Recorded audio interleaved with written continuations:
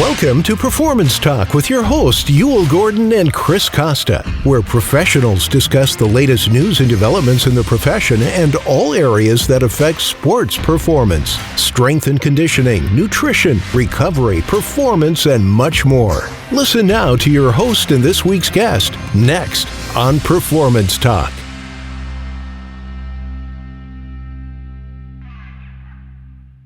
Ladies and gentlemen, welcome back to Performance Talk. My name is Yul Gordon.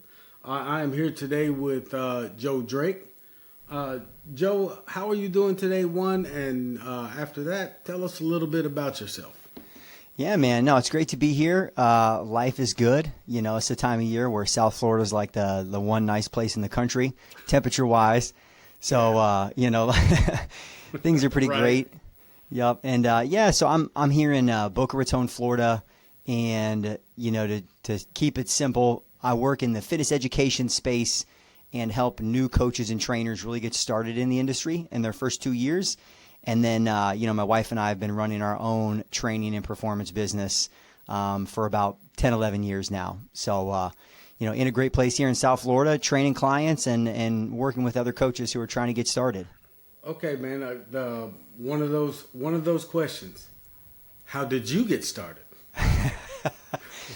Yeah, well, I was probably like so many people who end up in the training industry, like obsessed with sports, lifetime playing every sport possible. I ended up going on and being a walk-on at a D2 school in baseball. I was a catcher and realized pretty quickly that, I was maybe about 50 pounds too light to make it too much further. And so honestly, at that stage, I had just fallen so in love with the training piece. Obviously I loved playing sports, but I realized I loved the training component, conditioning, everything. And I didn't know it could even be a route. I was going pre-law major and undergraduate and and I think I got lucky. I think, the explosion of exercise science and as a major was kind of happening as I was going through school. And so honestly, once I found that, I never looked back. And that's really how I got into it. It's amazing when you first start out, when you're a youngster and you're playing sports, and that's what your focus is on, and all the preparation that goes into that from a physical side and a mental side and the whole thing, that there's not as big of an awareness that there is an avenue that you can stay involved with sports. And you don't necessarily have to be a sport coach, but you can be one of these other professions, trainer, nutritionist, psychologist, athletic trainer. You can be one of those. You came along, and I'm gonna guess and say you're about the age of my daughter. Yeah, so, I'll be 37 this year. Yeah, she will too. That was a good guess. There you go. Hey, look at you, man. You got a job in the carnival. Yeah. One of the things I'm going to say is that explosion that happened in 2006, 2014, somewhere in that range. When I was coming through, there was no such thing as exercise science. Nope. Strength and conditioning as a title to weightlifting was still brand new. So we weren't into the strength and conditioning frame of mind or thought process even back then. But as the profession has grown, tell me when you entered tell our audience about where the profession was and how you've seen it evolve up until where you are today. Yeah, I mean, I think just the popularity in let's say the collegiate setting, because when I first started, no idea it was even a major, and then I was right in that range. Right, graduated high school 2006, and I saw it even in my 4 years at my undergrad, which was a small liberal arts school, wasn't known for exercise science, but come to be a great experience. And, so the university piece has exploded. That brought me down to FAU and their strength conditioning program for my master's degree. And, just seeing, wow, how much that piece had grown. But honestly, for me too, I think to your point, knowing that it's a route post sports, I was depressed after stopping playing sports. Yeah. I'm sure. I can relate. And so it was this automatic avenue. But I think I look at it the way my parents responded. Thankfully, they've always, I've been pretty supported my whole life, and they're like, all right, you're going to figure it out. They had no idea. Like, what are you going to go do? You're going to be a PE coach? Right. They didn't know. Right. I mean, that's what they grew up with. Yeah. That was anything physical was physical education. And I don't think anybody knew a lot of other people that were making a really good life and living as either strength conditioning, anything like adjacent to that. And then honestly, moving to South Florida opened my eyes because it's private athlete training heaven down here. We got all the combine guys. So for me, that was like, oh wow, like there's like real opportunity in this industry if I want to pursue it. And so that's kept me excited since I started. And that's amazing. You talk about, as we talk about the profession here, you talk about, all the combine guys. I look at those guys as kind of like specialists, but one of two or three places that I think that there are some niches still yet to be, massaged and worked on are the general fitness for an athlete. Because I've seen, in 30 plus years, almost 40, I hate to say, but in 30 plus years, I've seen, fitness, then strength and conditioning, then, the specialty stuff and then all of that. But the biggest thing I've seen is athletes' general fitness not move as fast as it should as the foundation of all the other things. All the other training they put on top of their general fitness, it either wins or loses based on how well you maintain your body. Yeah. I mean, I think to speak to that, when I first, I got certified in college and I was training at the university, training the average, individual. And then I started doing some stuff with some of the sports teams, just volunteer work. And then in the summer, I had gotten an internship at this place called Boost Sports Performance. Okay. And there's a couple of them in the Midwest. It was kind of like a hybrid physical therapy, high-speed treadmill, like a system. It was very organized. But it became real obvious to me, too, even at these younger, we were working with like 10 to 18-year-old athletes for me primarily. Right. And even like the expectation of parents, right, coming in of like, I want to see my kid running with like parachutes. And we're just like, we just need to get him stronger, right? Like, that's the basic thing. Like, I know it doesn't look sexy, but I promise this is the foundation. And it was like a battle. They want that glamour and that glitz and the parachutes. And to explain to them that, we're going to work on posture. We're going to work on alignment. It doesn't sound good enough. We're going to work on form and technique, which are not the same thing. We're going to work on all these things. And they're like, well, do y'all have ladders? You're like, yes, we have a ladder in the corner, if that helps. yes. But y'all got hurdles. Y'all got but and I'm just joking around, mom and dad. But if your kid can't walk 15 feet with a good posture and correct alignment, then they're not going to run very fast or correctly, at least not initially. So if I had one youngster developmental athlete, and he was like 13, 14, and he kind of sauntered in, and his feet were faced out this way, his hips were tucked under him, his head was translated forward, and he just kind of walked in, and I just took a deep breath because I knew it was going to be a long conversation with mom and dad. Yeah, and it was. Yep. Because they wanted all this advanced training, but what I told them is before he can advance, we have to correct the foundation. And then we have to get to a certain level of fitness so when we start doing plyos and short sprints, he's not gassed after the first two.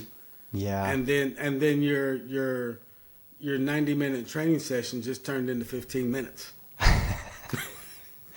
So yep.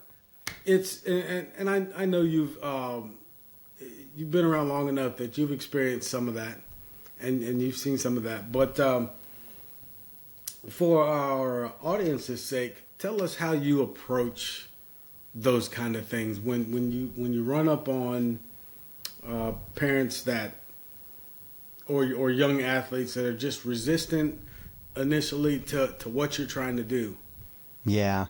Well, I mean, I think at least my experience, I can relate to the age brackets that I worked with, like just maturity level where especially the growing body, like youth athletes are. And I find this break point, you have like a rare, unique kid who's just real focused at a younger stage. You get you get a random tiger in the mix. Yeah.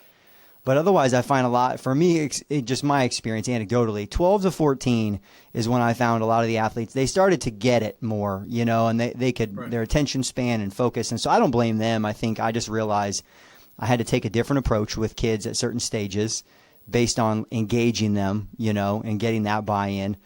And then, I think I'd say athletes or the parents, I think especially with the parents, I found that much easier over time, and especially these days. I'm fortunate to anytime someone might come to me, they're connected to or related to or like pre-sold from a previous client. So like the buy-in is usually there more.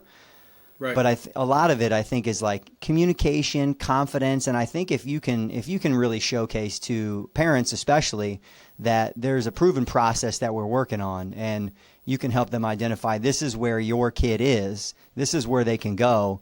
I think it's much easier. At least if you have a process you can explain. And I look back to when I was younger and maybe I struggled with some of these conversations. I don't know that I was as clear on the process that I was taking them through. So how it came across, maybe I wasn't as confident in my delivery. Because I think so much of that is even whether you're a strength coach or you're a personal trainer, I think so much of it is, that we're creating buy-in in every conversation from the first one to every training session. And I think your confidence and being able to like explain that in a way that makes sense to the person in front of you, I think for me, helpful to make them comfortable with like, okay, Joe has a plan. I think that's what people want to know is like the person in front of me has a plan. I agree with you. Yeah. So that's my take on it. I agree with you on that. I've swung back and forth from plan to process to approach, but it's all the same thing. You have to be able to communicate that to the parent on a level that they understand where not only your planning program or whatever is, but they know, okay, this guy's got some background and some confidence and some professionalism behind what he's doing. That spells trust. Yeah, I think so. A lot of times what happens is, and I'm not saying for all you ex-athletes out there, ex-professionals and college athletes at a high level that played, I'm not saying that what you're doing is wrong. What I'm saying is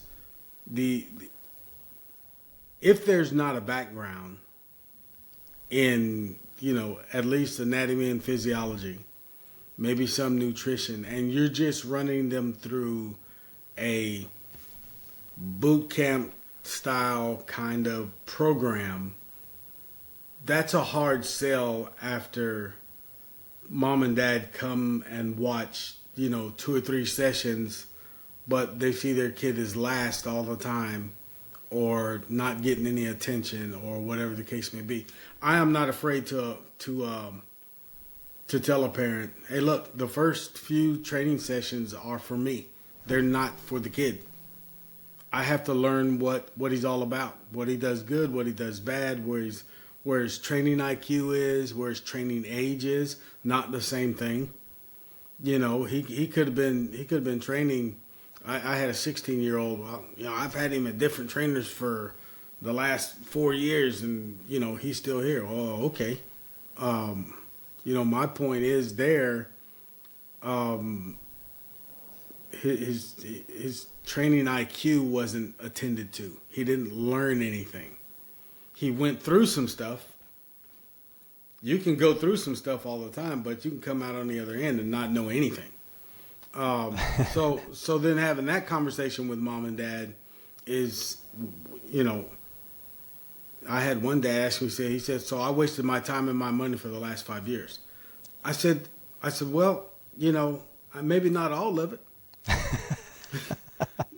Because there is that that introducing them to organized stuff that is a helpful thing, but whether or not it's the right organized situation for them is something else. Camps, whether they're boot camp style, whether they're training style, but camps and all those things, they're all great, but they're not designed or put out there to make kids better.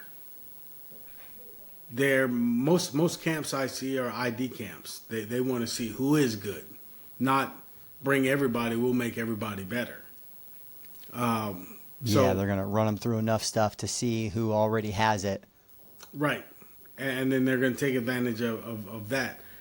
Is that bad or good? I'm not saying it's bad or good. So all my would-be peers and people out there who are doing these kind of things, don't get mad. I'm not saying what you're doing is a waste of time at all. There's some value. But it's important for parents to know what that value is. Okay, so as where were we? We stopped on what? Talking to parents, right? Yep. Trying to create and get the buy-in.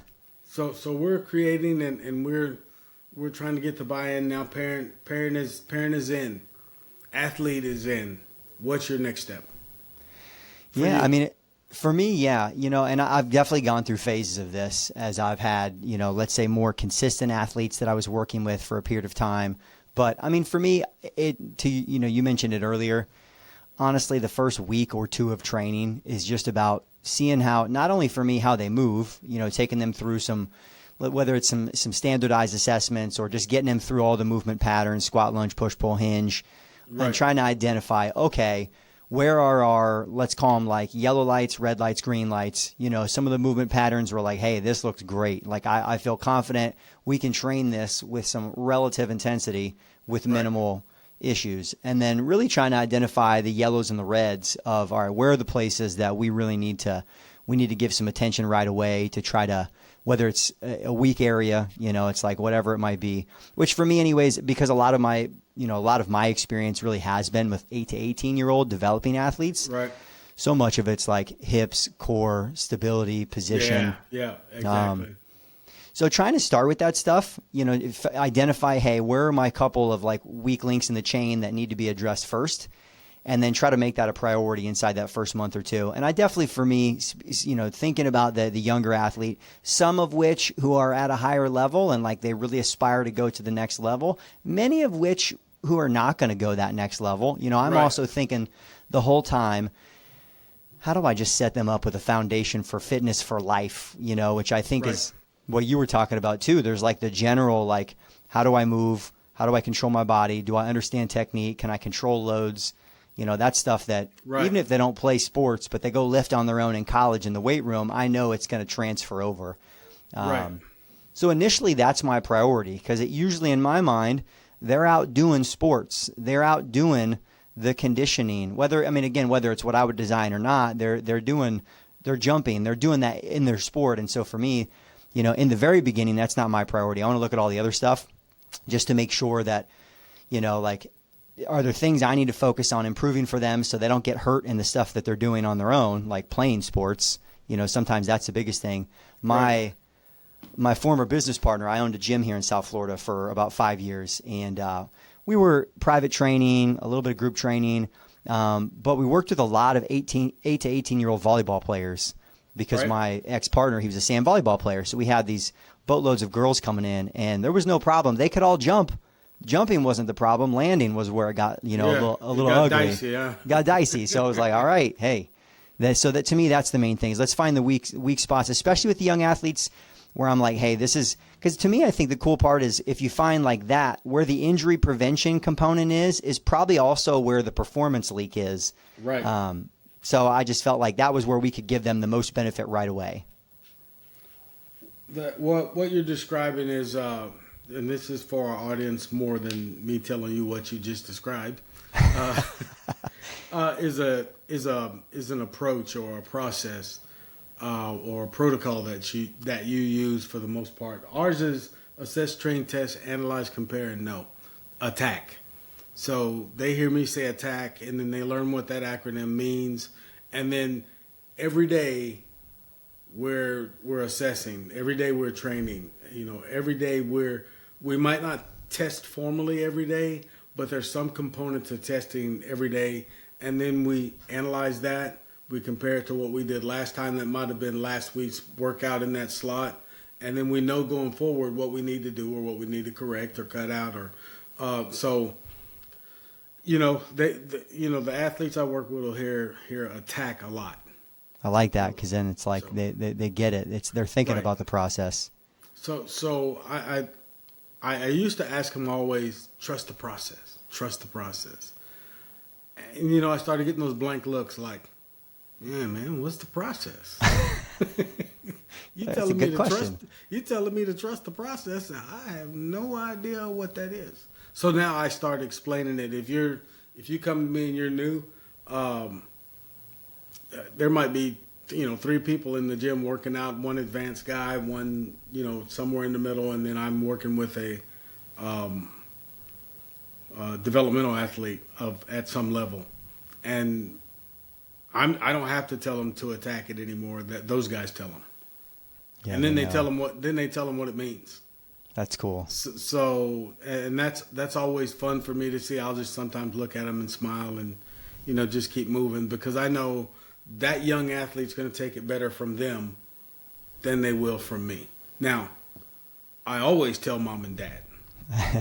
Because if when I first meet mom and dad, I explain what that means and where we're going with it and why it's helpful to approach every day like that, and not just be willy-nilly doing something. Every day has a purpose. Every day, we're trying to teach them something. Training is teaching.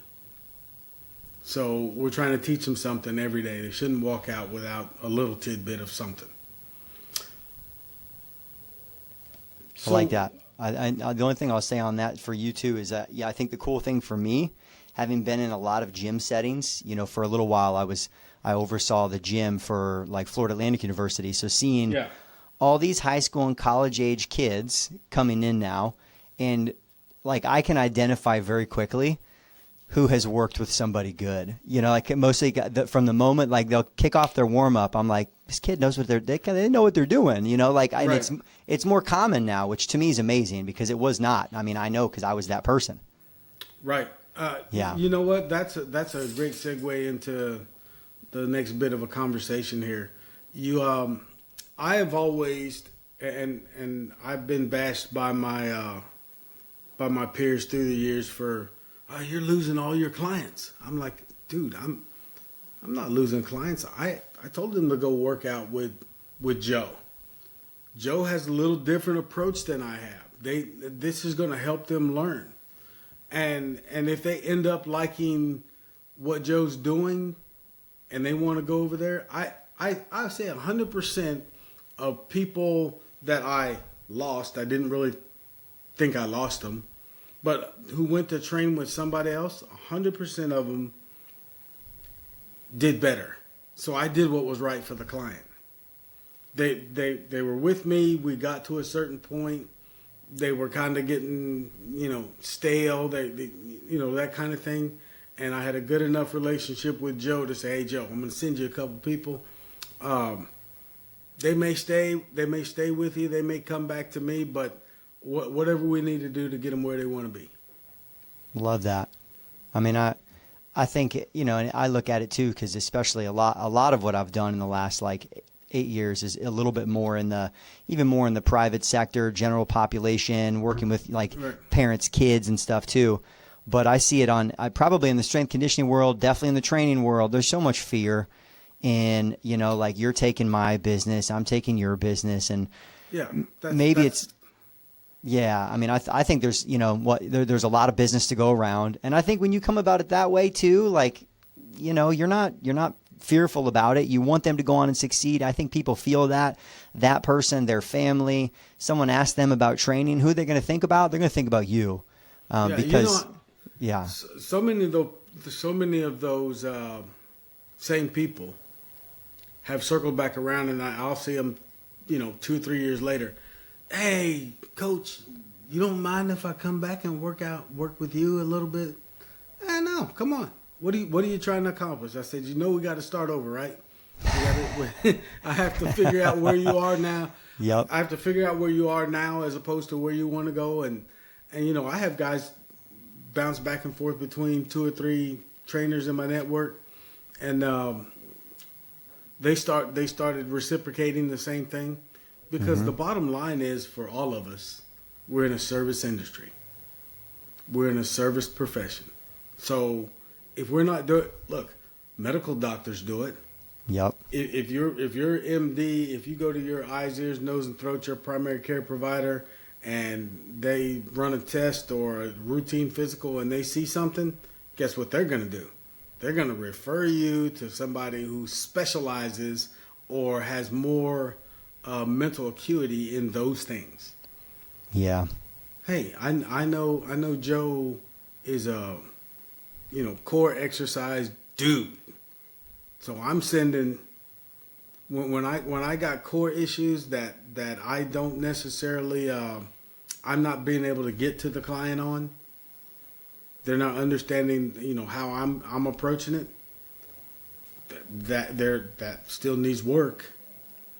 Yeah. Yeah. I think you're right. I think, athletes, it's a different, maybe based on where they are and like the cycle that they need to go through. Like maybe there's some specifics they need to improve upon, and hey, maybe there's someone that I know who's like really good at that. Hey, go to this person. Let's see you work there for 3 to 6 months, see how it goes. And like you said, maybe they cycle back, maybe they don't. That's okay. Yeah. I think you're putting goodwill out there into the industry. You're going to develop better relationships with other trainers. And to me, absolutely, it's a small world. I find everybody knows everybody. I'd rather be in the positive side of all those conversations. It's and there's so many. There are so many young developing athletes out there that none of us, unless we're doing something wrong, should be afraid of not having a client. I mean, you have to do what's right, and you have to get your business model together and all those things. But just for, talking about clients for clients' sake, come on, man, there's 150 clients for every one of us. Yeah, there are a lot of people looking. They're definitely looking. At least, and not, everybody's not going to match up nicely with my personality. Yep. It might not be what I'm doing at all. It might be, he might be a little gruff, or he might be a little too nice, or I had one dad tell me, I want you to coach him hard, be hard on him. Well, this kid didn't respond to that. Yeah, you're like, no, I don't think that's going to work. That's what you want, but he didn't respond to that. So I was like, okay. Yeah. No, I've had the same thing. I had a dad who I trained privately, just general population, and then training his son, young basketball player, and it was like his son it wasn't the same personality as his dad, and his dad wanted the same thing. She's like, I just want to see him. Like, maybe you guys should do boxing or something. I'm like, that's so irrelevant from his training. We're not going to do boxing, I said, that's different. I said, this is the training. I said, the toughening up. You need to have that conversation. Yeah. Interesting. It's amazing how that comes in, and the kid really wants it, but the parent wants to see something that's not in the kid from a personality standpoint.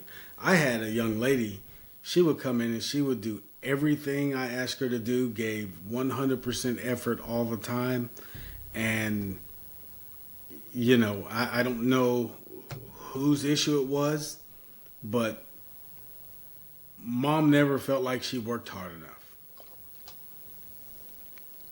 That's tough. But mom wasn't seeing what I was seeing. Mom was seeing what she wanted. What was going on with mom is she wanted to see, grunting and sweating and, just this maniacal way of going about training and the execution of training, and that wasn't our shop. We are, I don't want to say, we call it low key, high effort. I like that. Come in. I don't need to hear all the noise. I don't want to, control the weight. I don't need to hear the weights banging around on the floor. I mean, there's going to be some stuff, but in general, you can tell when they're dropping it from up here and backing away from it. Control the weight, man. Yeah, you're not getting anything extra there. That's just a little ego playing in. Yeah. So I hate to name out. Stuff, but a couple of these commercial type programs are pretty well known, and while I don't run from controversy, I try not to start it. Or stuff like that. But I'll just say that there's some stuff out there where, technique and form and correct movement doesn't matter more than weight, and that's not my game. So I'd rather have you technically strong than muscling up 25 more pounds at risk. Put it that way. I like that. I feel like one of the phrases that's always stuck with me from a previous mentor that was part of his program for a long time, Todd Durkin, who's kind of in the he's a well-known guy, is coaches have tough conversations, and I think that's the hard part is realizing at different stages. Like sometimes that tough conversation is not even with the athlete; it's with the parent. Right. Because I've definitely, and again, I think I do it respectfully in the right way, but I've had to tell parents to leave. I'm like, you can't be here if this is going to work. I think that's not my personality. I don't like being like that, but just had to be done. Yeah, they're coaching on the side. Yeah. You're like, this is not helping right now. Yeah, I'm saying, okay, I want this. I want the execution of this rep slow and controlled. We're trying to learn how to do it. And Dad's over in the corner. Get after it, blah blah blah blah blah. I'm like, you better do it. What are you waiting for? Why are you taking such a long rest? Well, I programmed in a 3-minute rest between sets for a reason. Yep. He needs to do more. Like, Dad, go. There's the door, buddy. Look. I put one dad. We had this big glass window that you could sit by, and there'd be like 9 parents crowded around the window, right? Yep. So I had this one dad. He controlled the window, man. He'd knock on the window, he'd beat on the window. Finally, I had to close the curtains on him. Yep. You're like, sorry. We had curtains on the other side. I closed the curtains. He went and tried to open the door. I'm like, I love the enthusiasm. I love the want for the best for the kid. Mm-hmm. But sometimes the best is for you not to be part of it. I stepped away from my daughter played, college soccer, and she was an athlete all through high school. And I stepped away from training her. Mm-hmm. I said, look, this is not going to work because you're taking it like I'm Dad. Yeah, and someone else needs to be in there. Yeah, so we arranged for her to train with a compadre of mine, and he knew how I did business, but I didn't want him to do business like I did it. Yeah. So I told him, I said, you need to do this your way. Yeah. I said, these are the things we're trying to accomplish. These are why. I said, she can train with me on some things. In the weight room, she trusted me explicitly. On the track or when we were running, she hated me. Mm-hmm. And she, I was always on her about one thing or another because I was looking for, and who knows, I might have been being that dad. I know, it's tough to say, right? You know? I might have been being that same guy that I don't like banging on the window. Yeah, and you don't want to be. Yeah, exactly. Yeah. Exactly. I didn't want to be out there saying, "Come on, Joe, that's not the way we did it." Yeah, I have 5 and 6-year-old daughters right now, so when we're starting soccer, right? And it's hard to turn off your brain because you see too, and they both have their potential in certain things, and I'm like, all right, Joe, best thing you can do is just be quiet and just let them enjoy it. They're 5 years old. Yeah. They're 5, man. 5. Exactly. Just 5. Step back, Dad. Look, and a lot of times if we step back, it'll self-correct. You know, it's amazing what they figure out on their own. I'm like, I don't need to say everything. They're going to figure it out. Yeah. I had a young man that worked with me.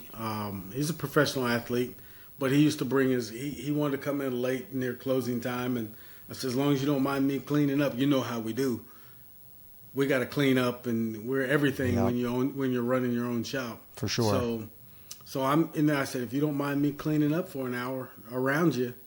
He said no. So he'd bring his son in, and I said, that's okay. I said, but you got to sign this waiver. But his boy would be doing something on the mats or on the turf, and he'd be running, and he would say something, and I walked over to him and I said, hey, you need to leave him alone. He's like, what? I said he's 2 years old. I said, let's watch him for a minute. And this kid executed a perfect squat. Yeah, you're like, this guy, it's in his body. He's gonna figure it out. He executed a perfect squat. We didn't say anything to him. He was doing something else. Yep. Just running around. Then he executed a perfect hinge. Then he was jumping for something. Okay, he's what, 2 or 3. His jump wasn't explosive, but his landing was great. Yeah, you're like, look at that. I can't get my 12-year-old athletes to do that. Exactly. So I told Dad, I said, leave him alone and let's see where he goes. I said, when he starts making mistakes over and over and over, then you can step in. Yeah, one time though, let it go. Yeah, man. Let that stuff breeze on by. And if my daughter was sitting right here, she'd be giving me the side eye. Yeah, she'd be okay. That sounds good coming out of your mouth, Dad. Yep. Exactly. Okay. That would be her thing. So as we move on, we talk about parents, we talk about the profession. Let's talk about, we touched on it a little bit with referrals to other professionals, but let's talk about working directly with other professionals, nutritionists, physical therapists, athletic trainer maybe. Sometimes that's the physical therapist too. Anybody that's going to have anything to do with the athlete. What's your process for that? Yeah, I mean, I can confidently say, especially in the context of us opening our facility, I was fortunate when I worked for the university for a little while. Everybody trusts you a little bit more, right? When you work for the university, that allowed me to build a lot of relationships because at the time, I was going out and finding physical therapists and nutritionists to come in and talk to our trainers and educate. And so I was out, and I wasn't even thinking about it strategically, but I was out just giving, trying to get, put them on a pedestal, paying them to do it, all these things. And so that was a huge benefit. I think I had an advantage there. So when I broke off and started working privately, and then we opened our facility, me and my partner, PTs were a huge part of our business, especially our one-on-one athletes, and then even just one-on-one, just clientele.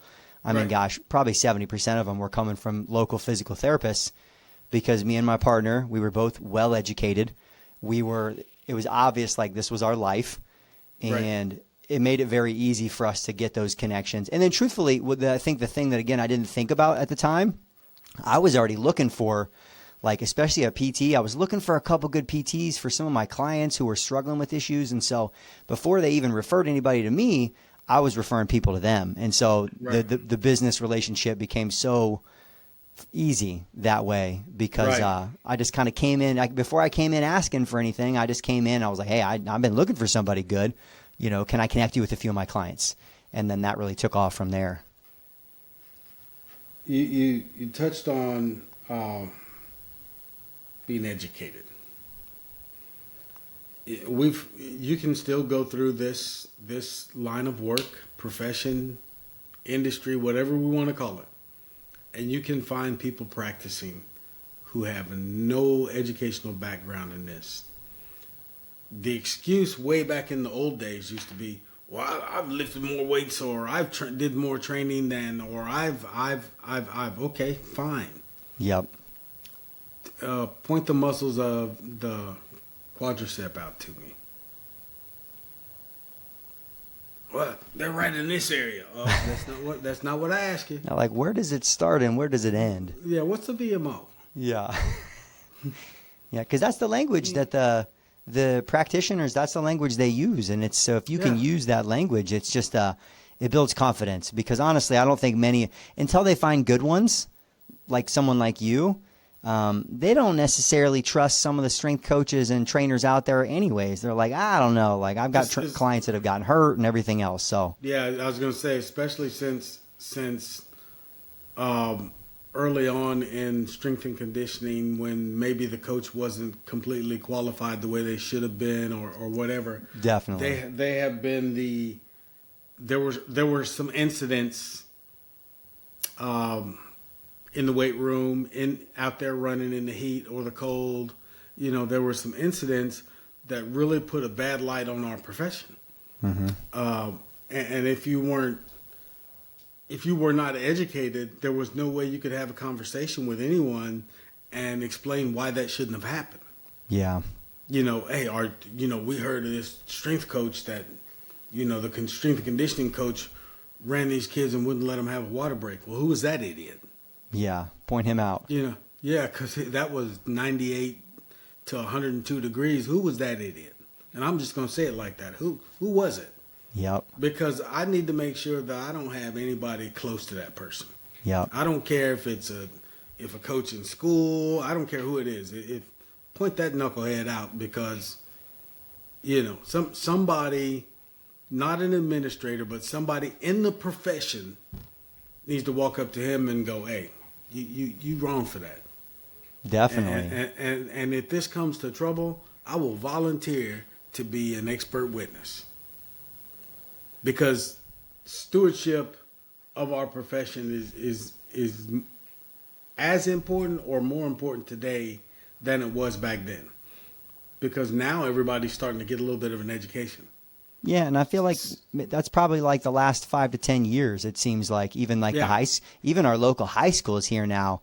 I'm blown away. I'm like, man, these kids have it so great. I love it. They got qualified people in there running them through like collegiate level programs sometimes. Amazing. I always tell, we go all the way back to parents when we're talking at the developmental level like that. But I tell parents, I said, listen, here's what you have to understand.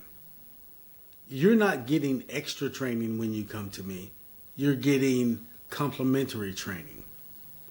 Because I'm not going to try to take over what the school does. If the school has a weight training program, they are probably all good programs, high school or college. It doesn't matter, whether you're a Power 5 school or a D3 school. If you have a good program, it's going to serve 75 to 85% of your people. There's going to be some people that need a little bit less and some people that need a little bit more. Yeah. Okay, and that's where the other 15 to 25%, maybe the strength coach recognizes, hey, I got a defensive lineman, but he's only bench pressing, 185 pounds. I think he has some talent, but he needs to get stronger. The only thing is, our program doesn't allow for that at the pace he needs to get stronger. Yeah, he needs some more direct work there. Yeah, so that's the kind of thing that I'd like to see more of, along with the understanding that program in the school, it's the good ones, that the Alabama strength program. I can tell you guys that came out there and said, well, I didn't really get stronger when I was at Alabama. I started getting stronger when I got to the league, and I was working with so and so. I said, because the focus changed. It wasn't a group focus. Yeah. All of a sudden you had individual attention for your exact needs. Right. Yeah, I see that. So, and that's not a bad thing. If you got a program and you're serving 85 to 75 to 85 to 90% of your client base or whatever, man, you're doing good. Yeah. Now, even FAU, Lane Kiffin was here for a little while as a coach for a short period.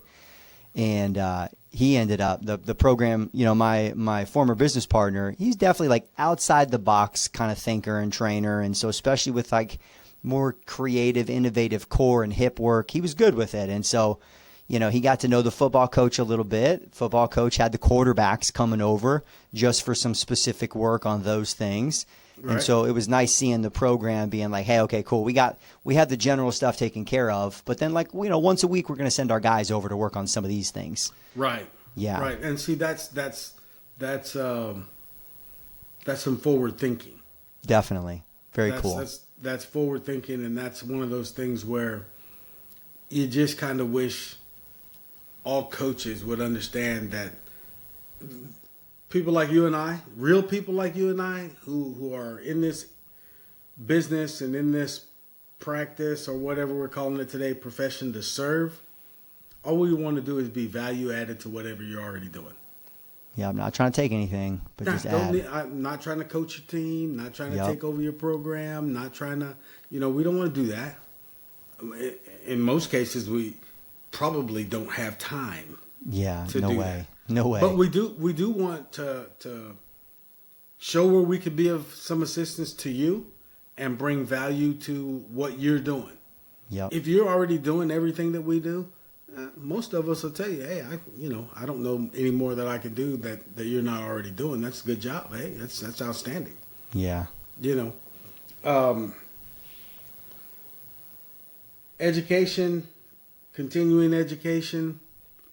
Talk to our audience about how important that really is and how important it became to you for what you do and what you have been doing.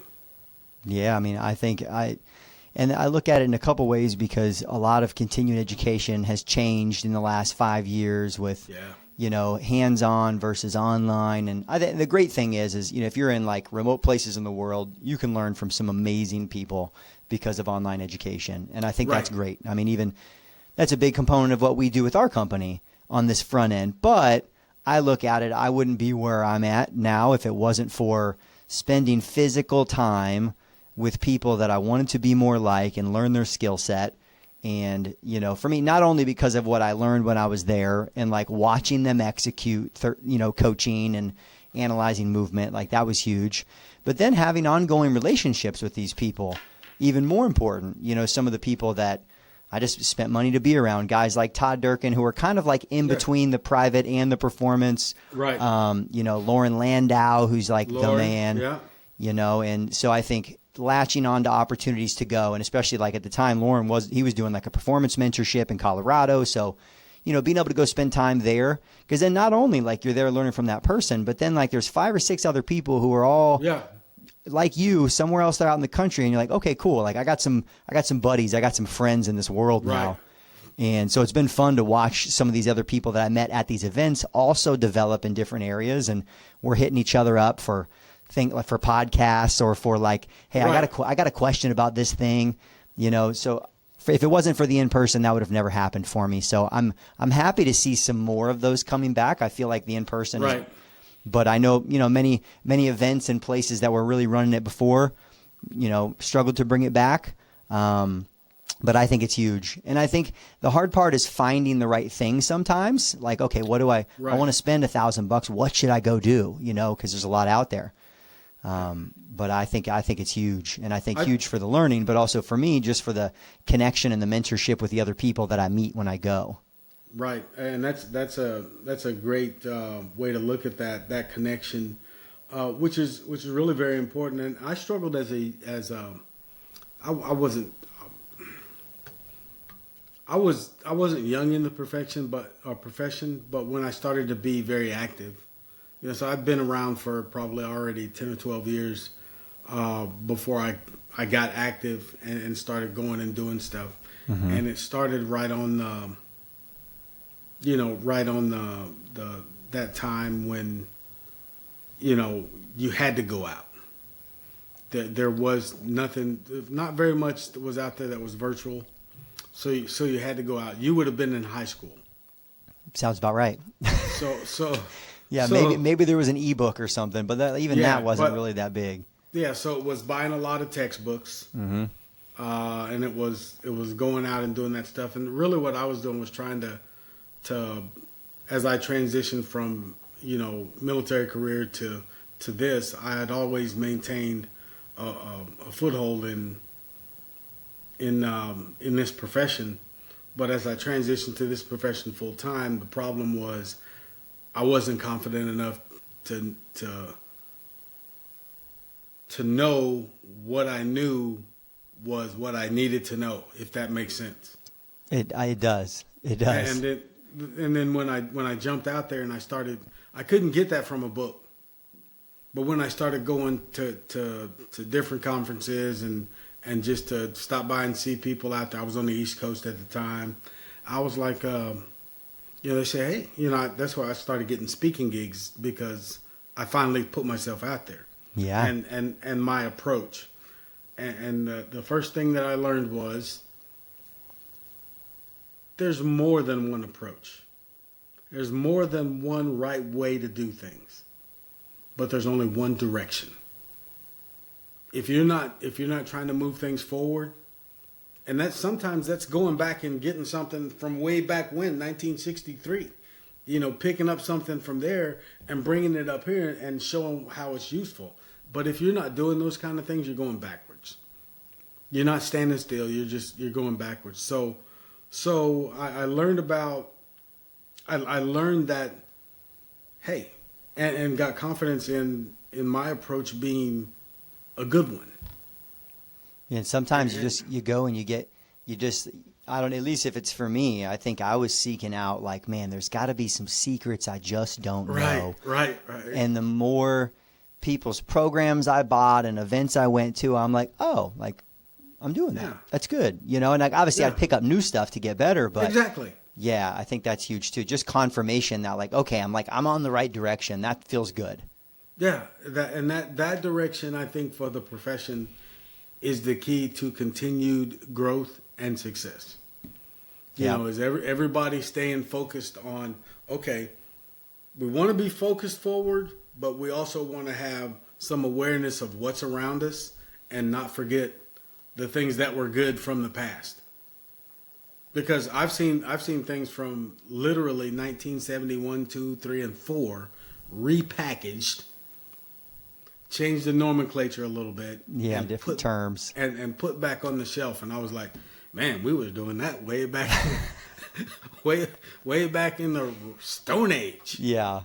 Well, I think we repackage things for ourselves almost, right? It's like we need to think about it different because you've been doing it so long. But in fact, it's like, man, like there's only so much that's going to change. Yeah, but that was at that time in my career, that was validation. So just like you said, it was okay. I did that right. I know what I'm doing there. These are the adjustments I made. This is why we're good. Next thing, and then pull it out. But let's. We talked about education, the importance of education, and stuff from the years of yon. And let's talk about research, your books and stuff and things. Love it. Yeah, I mean, for me, I think like my desire to always like to try to better understand the research component, what's going on, what's out there. I mean, that's really what led me to get more involved. I used to do a lot of volunteer work with the NSCA. I just wanted to be around some of these people too. I'm like, okay, like I feel like I can bring some of this in better than maybe most coaches and trainers in my methods. And so that was like my interest in getting into it and spending time around those people. And then, even for me, I realized I'm like, okay, I never want to be the researcher. That is not me. I had that route in graduate school. I'm like, no, I'm going to go the other route. But I do want to be the guy who's able to use that and break it down in ways that are easy to understand for exercisers, for athletes. And so I think that's what's really helped me along the way is to be able to take those things, simplify them, like make them easy for me to implement, and keep those processes simple. And yeah, I mean, along the way, just like the events, the education, the relationships, I mean, I can confidently say that's the only reason my name is even on or in a book is because of those relationships with people that I built. And then just over time, just showing, how committed I am to the industry and like, being of high quality, of high ethics and, again, maybe some innovation, especially with Well, certain things like the landmine, and I that's how it all. I mean, I'm- it's all connected. I'm going to get that book, by the way. Love it. I'm going to send you one. Well, outstanding. I'll give you where to send it Love it. later when we get off of here. Yeah, that's awesome. Here's one of the things that I'm going to tell you, and then we're going to stay on the air for that. We don't accidentally pick people to come on the show. Were you in Vegas in 23 at the national conference? Not in 23. I have, however, been at a lot. I think probably the first year that they ran it again, like after COVID, the NSCA, national. I did not go 23. To the last 2 years, I have not been, but I've been to quite a few, probably like 6. Because I'm quite sure at one of them, we've been doing the podcast for 8 years. Yep. As I saw you, and I said, I got to get him on the podcast. And of course, you forget because so much is going on. I turned and I talked to somebody. I turned back around, you were gone. Didn't see you again till the next day. Yep. So I saw you. I said, well, he's talking to somebody. And I think the reason I shook my head when you said Landau is you might have been talking to him. I might have been. He's usually a guy I'm always trying to pick that guy's brain if I'm around him. So I saw you. I said, well, I'm not gonna, bust in on the conversation and go, hey, how you doing? So I was kind of waiting for that to break up. Then somebody came up that recognized who I was, and we started talking. I turned around and you were gone. So in my own mind, I started calling you Ninja Smoke. I'll take it. I said, where's he at, man? All you see is Ninja Smoke. But then we got the podcast got into a little bit of a collaboration with Human Kinetics. Yep. And I seen your name on a couple of books. And I said, I got to see if I can catch up with him. Let me see if, Alexis Coons could, get me hooked up to him because I didn't have any of your information at the time. Yeah. So I'm glad we did. Yeah. I'm glad we got to have you on. Yeah, me too. I appreciate it, man. I'm glad we got the mix up this morning figured out. That was on me, I'm sure. Oh, it's all good. I'm always like I want to make sure I'm not missing something. So I try to be good at confirming, just like I do with clients. Yeah. So take the next couple of minutes here, and I want you to give some advice to the professional that just graduated and they're working with their first client, not as an intern, but as the man or the woman. Mm-hmm. This is your client. Yep. Then I want you to give advice to your peers, people that are in the same space that you are career-wise, maybe not doing the same thing, but number of years, yada, yada. Yeah. Then I want you to tell old guys like me what you want to see, what more not more, but what you would like to see from us. Love it. I think that's a great question. Yeah, if I think you're working with your first client, and I think about it like what I wish I was telling myself more, or someone was telling me, which is just give them everything. Like give them everything. I look at, I think early on, even when I first started training clients, little things like going over time in our training sessions, and I felt like I think I questioned it too much. I was like, I don't know, I felt like I wasn't able, or maybe I wasn't supposed to just give them everything. And I look at it now, some of the clients that I've had, the families of their kids that I've worked with and everything that have just come from really trying to over-deliver every time I'm there. And I say that from everything from the communication, the program design. It's like, what if you were charging 3 times as much? Like, how would you show up? And I feel like for me, that's a constant good reframe of like, all right, like, am I coming in my best? Am I prepared? Have I really put everything into not just this time with them, but preparation for this? Right. That would be some of my advice, like especially thinking, hey, you got this first client because this could be the start of something amazing, but only if you're totally there, you're focused, you're giving them everything. I'm sorry to interrupt you, but regardless of what you charge per session, if you can't if you said, okay, I'm going to charge you $20 per session, you can't cheat them. You still have to give them everything. Exactly. But Yep. I like that. That's great. Yeah, and to me, I like that, not so much because it's about the money, but more so sometimes I think, it's like, okay, like I want to get better. Like I want to be better every time. And for some people, it's like, okay, what's the difference between, David Alexander down in Miami who might charge $300-$400 a session with some of these NBA athletes and me, and some of it's like their presence, how they show up. Right. Like, Right. I love that. So that would be some of my advice to like you're just starting out working with the client. And then the second you said was to like my peers, right? Right. I would say, why not you? Why not you? Because that's something my dad had told me my entire life. Everything from like when I was fullback on our freshman football team, and he's like, why not quarterback? Like he just instilled in me, if there's an opportunity out there and I want it, like why not me? And so honestly, that's the only reason that I've gotten to go speak around the world with Technogym. That's the only reason like I wrote the book. It's just because I'm like, you know what? Like I think I have what it takes to be someone that makes the industry better. And I'm just going to put myself in positions that I'm not even always really ready for, but I know if I do it, it's going to force me to get better. Right. And that's just been the last, That's great. That's great advice for any peer-to-peer group information. Because there's a lot of people out there. They probably anyone listening to this, you probably have a lot to offer other people, And so I think, why not you? Especially for those two.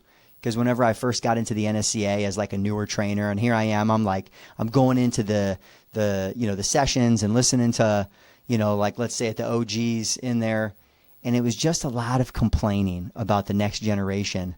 And the whole time I'm like, why aren't you doing anything though? Like if you think there's a problem, you're here talking about it, but what is anyone doing? Right. And so that maybe that leads into like my next tier, which is I think for those who've been in the industry for even much longer than myself and have seen the cycles come through and see where maybe there's gaps in newer coaches and trainers is like instead of like, oh, they don't have it, right? That's an old school mentality that never helps anybody. Never. Bring them up, make them better, find ways to work with others to improve it. Because I think for those who really care, I think that's the route they end up taking. But I think more could do it if they change their mentality. And the bottom line is you have to care. You do have to care. You have to care about the profession. You have to care about those entering and working in the profession, and you have to care about your presence in the profession. And don't let me forget the clients, coaches, and those people we work for or serve. So.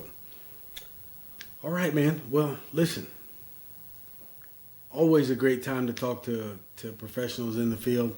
I like to see guys like yourself, come in and just start blowing up. That's what I call it. But that's what I call it. But make a difference, man. I say continue to make a difference, and there's old guys out there watching, and we do learn, but. Just keep doing what you're doing. I know our audience appreciates the information that you've brought us, but I would like to thank you for your time, agreeing to come on the show, and just a great conversation. I appreciate you, man. I say it's fun getting to talk to people that I know are like cut from the same cloth and, doing great things to help people. And so I appreciate you. Ladies and gentlemen, this has been Performance Talk. Our guest today has been Joe Drake.